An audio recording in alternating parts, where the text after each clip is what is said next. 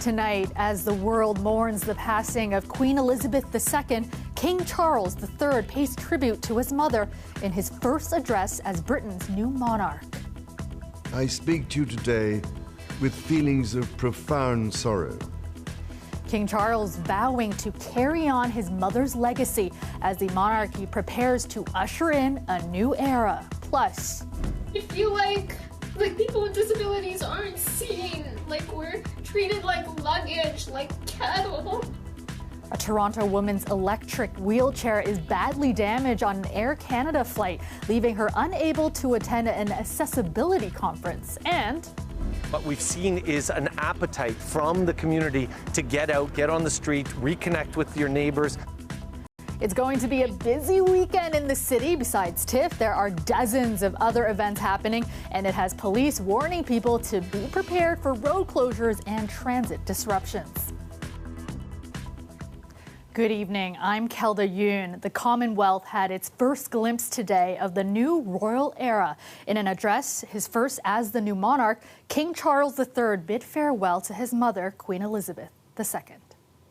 To my darling Mama, as you begin your last great journey to join my dear late Papa, I want simply to say this: thank you. Thank you for your love and devotion to our family and to the family of nations you have served so diligently all these years. May flights of angels sing thee to thy rest. Earlier in the day, King Charles and his wife greeted crowds outside Buckingham Palace. Charles will be officially proclaimed king tomorrow. Today, he met with new Prime Minister Liz Truss, telling her the Queen's death is the moment he'd been dreading. The British Parliament held a moment of silence for the Queen before attending a memorial service. The Queen's coffin is expected to be moved from Balmoral to Holyrood House, the monarch's official residence in Scotland. In the days to come, it will move to London, where the funeral will take place at Westminster Abbey. A memorial service dedicated to the Queen was held in Toronto tonight.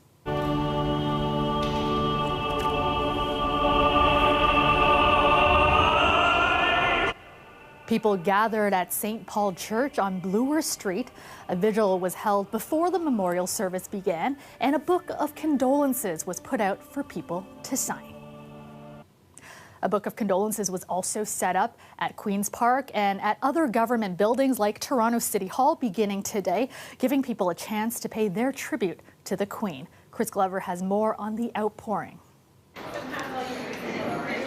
Of all the people lined up at Toronto City Hall to write condolences to the late Queen, Sandra Jones jumped out.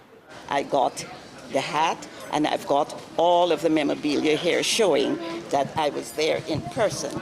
She brought back a lot when visiting London for the Queen's Platinum Jubilee, except the thing she wanted most. Actually, when I went there, I wanted to bring her back, and I was told, no, you can only bring her on a T-shirt.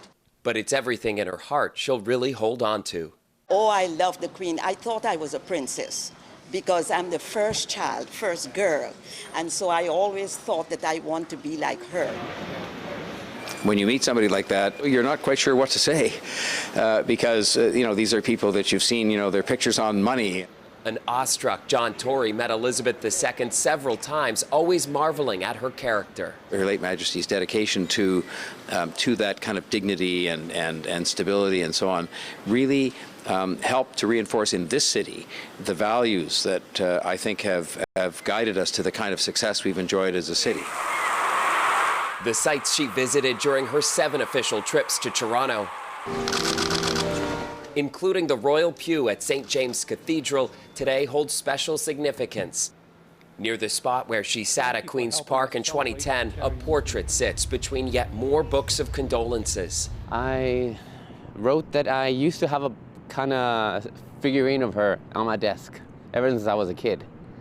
And every time I would see the figurine, it made me feel that, I could be something else if we were just kinder and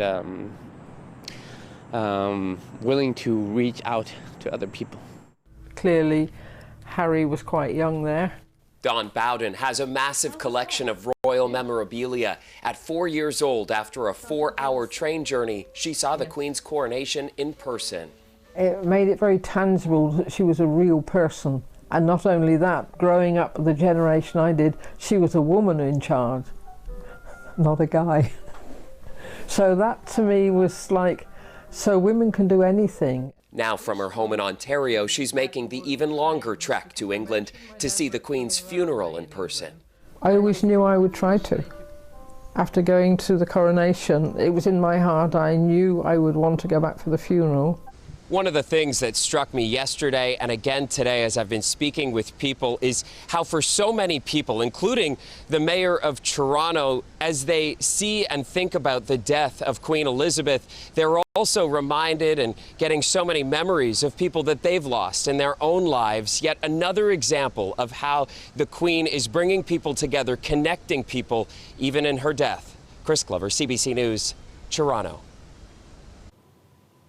A Toronto woman says Air Canada took away her independence after her electronic wheelchair was badly damaged during an overseas flight. And she says this isn't the first time something like this has happened. As Meg Roberts reports, she's calling for change so that it doesn't happen to others. This is how Mayan Ziv's wheelchair looked before she boarded an Air Canada flight from Toronto to Israel this week. Layers of bubble wrap used to protect it. But when she went to pick it up after she landed, her wheelchair damaged to the point of being inoperable. Shattered, she took to social media. I feel like people with disabilities aren't seen, like we're treated like luggage, like cattle. Ziv is in Israel to speak at an accessibility convention. Now she's unsure if she can attend. It triggers something really deep, in which it really shines the light on the lack of care that we put on the rights and needs of people with disabilities. She says Air Canada initially offered a $300 voucher, almost $30,000 less than the cost of her chair, which was customized to her specific needs. In a statement, a spokesperson saying each year Air Canada successfully carries tens of thousands of customers who use mobility aids, and we have processes to ensure such journeys are smooth. Regrettably, in this case, we did not meet our normal service levels. The company later saying they would pay to fix the damage. What about the cost of my time? What about the cost of my physical well-being that's been put at risk? The amount of pain that I've been under now, the amount of trauma that I've endured, and the next few months of my life that, have all gone out the window. The incident has disability advocates once again renewing their calls for change, saying it's not just a failure on Air Canada's part, but also by Canada's transportation agency. Because if the regulator made it clear that there would be strong, powerful consequences for this kind of foreseeable, predictable, and appalling conduct, the airlines would sit up, take notice, and fix it. Just days after the incident, Ziv says her neck is in severe pain and the right side of her body is numb. She's unclear what the next few months of her life will look like as she waits for repairs. And we deserve to be treated with dignity and respect. And until that day actually comes, these cases will continue to happen. Meg Roberts, CBC News, Toronto. Let's go to Dahlia Ashry now with a first look at your forecast. And Dahlia, what a beautiful day to end the work week and the first week of school for kids. That's right, Kelda. I mean, we're kicking off the weekend on such a bright note. And for anyone who's going out to any of the TIFF events happening tonight and tomorrow, it's a great day to enjoy that. It's mainly sunny, but we are expecting some rain down the line, which we'll get to in a bit. But first, the daytime highs. It was 27 degrees in Toronto today, 28 degrees, a little bit warmer there in Windsor, southwestern Ontario, a little bit more on the warmer side, a little bit cooler, more so in Kingston. Now, of course, like I said, there was that humidity as well earlier today, making it feel a lot warmer. And there are some extreme winds that are coming into the GTA, gusting at high speeds up to 30 kilometers an hour and higher on Saturday. And as we head into Sunday as well, it will start to get better. Now, temperatures will cool down tonight, and we are expecting some rain. It will be 17 degrees this evening, and tomorrow 28 degrees, but feeling more like 33. Feels like summer. Kelda? Wow. All right. Thanks so much, Dahlia. Her nightclub in Mississauga has had its license suspended by the city after a shooting there last weekend. It was the 5th shooting at the nightclub since January. Today, police are appealing for witnesses in this latest incident to come forward. Public assistance is needed in identifying the individuals involved in a shooting at her nightclub in the area of Eglinton Avenue and Dixie on September 4th at approximately 3 a.m. 2 male victims were shot in this senseless act of violence, one of whom suffered critical injuries and remains in hospital. In addition to violence, police have responded to dozens of other calls at the club involving illegal guns, gangs, drugs, and disorderly behavior. From TIFF to Rolling Loud, there's no shortage of things to do in the city this weekend, and it has Toronto police warning people to prepare to spend a bit more time getting around, whether you're driving or using public transit. Natalie Collada has more. This weekend in the city, there's no shortage of something to do. From food festivals to car festivals, music to TIFF. The streets are busy, some roads already closed, and the traffic and lineups have already started.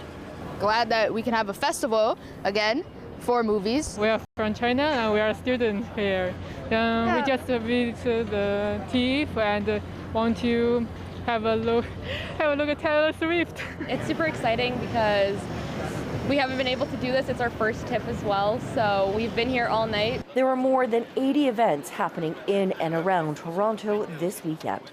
What we've seen is an appetite from the community to get out, get on the street, reconnect with your neighbors.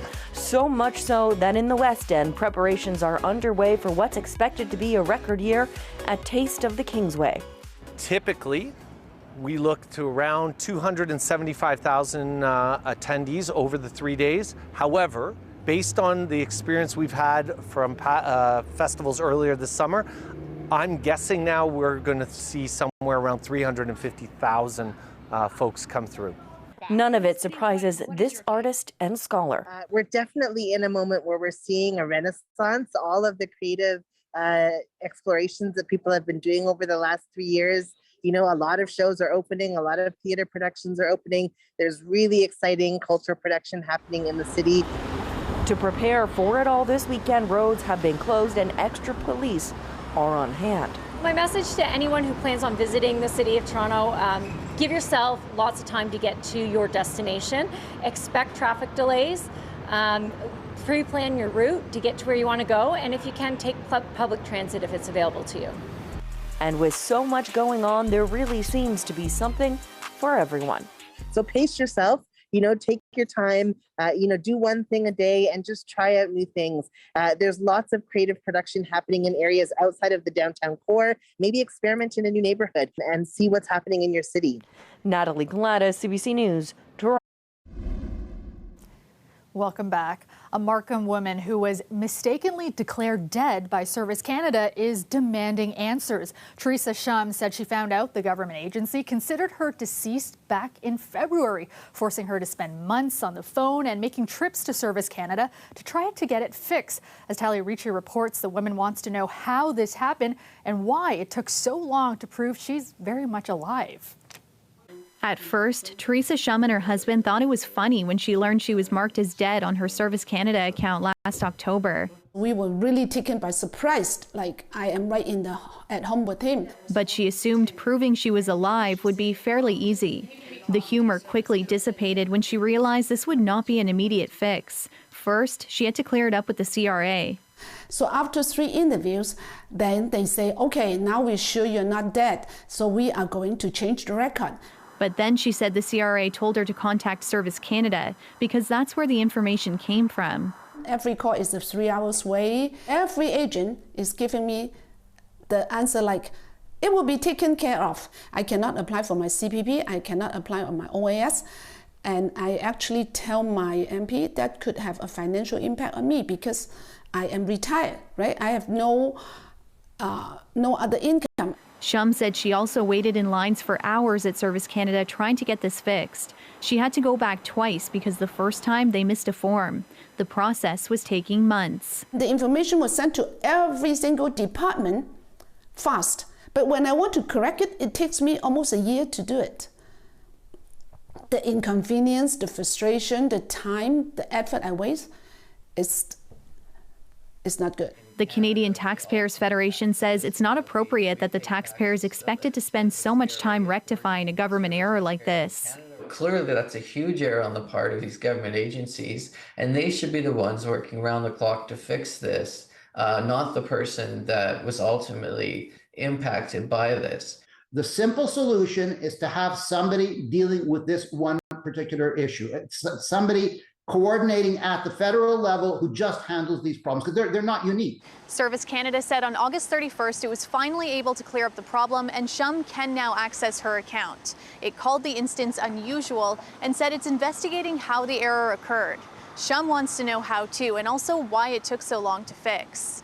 How can anyone just change your data and tell you that you're dead without a valid death certificate? And I don't feel I'm being protected. I feel my data is breached, my security is breached. Talia Ricci, CBC News, Toronto.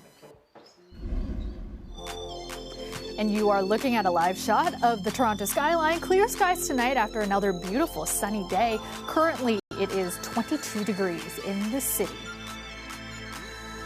Let's go back to Dahlia now with a look at your long-range forecast. And Dahlia, lots of events happening around the city this weekend. Do you have some good news for us? I do have some good news, Kelda. Tonight and tomorrow, we have some great weather conditions. I mean, we have the sunshine on our side, a little bit of that humidity, but that's when you just stay hydrated. But towards the end of the week, that's when Mother Nature is going to turn that tap on again. We might see some rain. The daytime highs in Toronto today, 27 degrees, felt like more in the 30s with that humid X factor. And Kingston, 22 degrees, a little bit cooler over there. We are expecting winds to be gusting quite heavily over the next few days, and that's because of the cold front that's coming from south of the border from Michigan to southwestern Ontario and then making its way into Toronto. So 39 kilometers an hour on Saturday around 6 a.m. It'll start to get a little lower at around noon on Saturday, and then it'll pick back up again Saturday evening. So although it will be warm Saturday evening, there will be a little bit of a breeze, and then Sunday it really starts to slow down, and then you factor that in with the rain that we're expecting on Sunday. So we'll jump right to Saturday, 4 p.m., 6 a.m. On Sunday, you see that cloud coverage and some scattered showers. And like I said earlier, there is that cold front and the precipitation making its way from south of the border into Toronto and most parts of Ontario. And it will turn into an extreme thunderstorm, most likely on Monday and Tuesday is what we're really going to be expecting. As for tonight, temperatures will drop to 17 degrees, a little bit cooler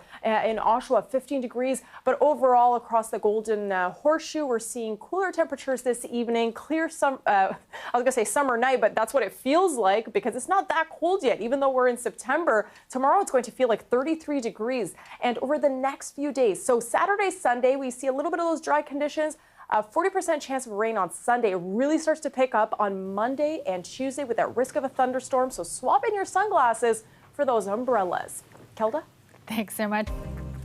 Finally tonight, decades ago, Queen Elizabeth exchanged handwritten letters with prominent Torontonian and former Governor General Vincent Massey. Some of those letters are now part of the University of Toronto's Rare Book Library. As Ali Chiasson shows us, they offer a rare glimpse into the young Queen's personal thoughts. I was touched by your letter at this time of sorrow. These are the words of a 25-year-old Queen Elizabeth soon after her father, King George VI, passed away. This was written just 10 days after his death? That's right. Wow. She's thanking Torontonian Vincent Massey for sending his condolences. Massey had served as Canada's commissioner to the UK when they became friends and seemingly pen pals. She talks about how she was sad to not be there when her father passed away and that she seeks a lot of solace and comfort in all the support she's been given by by the Commonwealth and also by her husband and children as well. A sentiment echoed by the Queen's son, King Charles, today. I can only offer the most sincere and heartfelt thanks for your condolences and support. They mean more to me than I can ever possibly express. There's another letter the recently coronated Queen Elizabeth wrote that's a favorite among the catalogs in the Rare Books Library. It's the one that she writes from Buckingham Palace after a visit to the United States. What I find very interesting is she talks about meeting then President Eisenhower and talks about his need to chat to the point where he was actually, I would say, exhausting them. Finding him pathetically eager to talk to someone. I love that. He used to catch us most evenings in between functions and settle down to a long talk when we barely had the time to get ready as it is. So that's a pretty candid take on a poor woman trying to escape from a chatty president. Something that I feel like people can actually relate to. Exactly. Maybe not president, but a guy who's talking your ear off at a party. Exactly. And you just have to tell your friend about it. Exactly. Why is it important that we keep these? Because they are a document and a testament to what Queen Elizabeth II, what her own personal thoughts were. History books only tell half of the story. Something like a handwritten letter really fills in the blanks. It just shows a very human side of her. Taking someone from historical figure to person. Ali Chiasson, CBC News, Toronto. And that is our show for you tonight and for the week. Thank you so much for watching. Shannon Martin has your next local newscast tomorrow at 6. I will see you back here on Monday. And we'll leave you now with a look at the spectacular harvest moon. If you have a chance to go outside tonight, definitely check it out. Have a great weekend, everyone.